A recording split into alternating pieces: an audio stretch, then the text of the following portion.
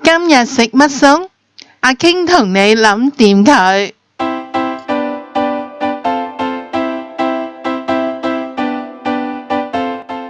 魚頭米粉，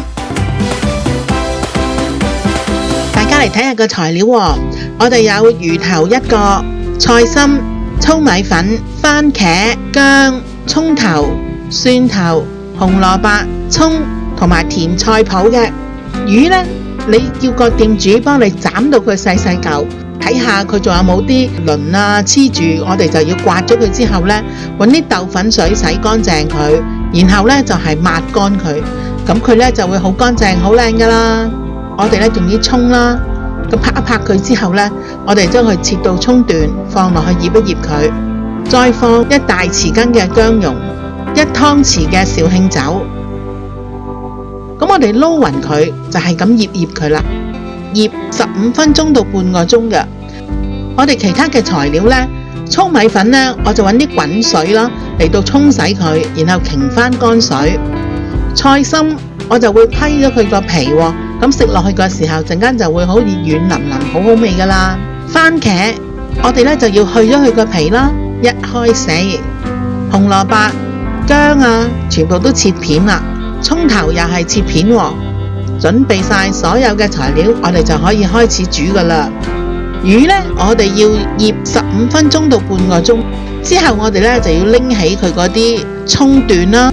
咁我哋可以呢加半匙羹嘅鹽，半匙羹嘅胡椒粉，撈勻佢。1隻蛋啦，我哋發勻佢先。然後呢就放落去個魚度撈勻佢，咁呢就容易啲嘅上粉啦。撈好咗啦，我哋就放2大匙羹嘅粟米粉，我哋就咁樣攪勻佢啦。你見到攪勻咗之後呢，佢嗰啲漿粉呢就會黐住魚嘅表面，咁就得噶啦。加咗啲油燒滾咗之後，我哋就可以放啲魚落去呢，就係半煎炸咁噶啦。嗱，我哋放咗落去之後呢，唔使即刻就係咁攪佢嘅。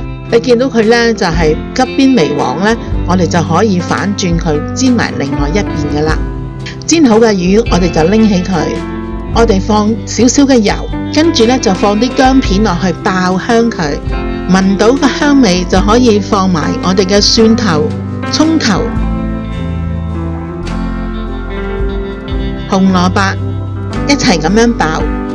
跟住再放埋我哋嘅番茄落去爆香佢，仲有我哋嘅甜嘅菜脯，跟住我哋呢就會落雞湯，煲滾咗佢啦。咁我就放2大匙羹嘅淡奶，跟住就係放菜心啦，同埋我哋嘅糙米粉。同埋我哋炸好嘅魚頭啦，蔥段煲滾咗之後，最後再落呢1湯匙嘅紹興酒。鍾意食蔥嘅朋友仲可以加多啲蔥喎。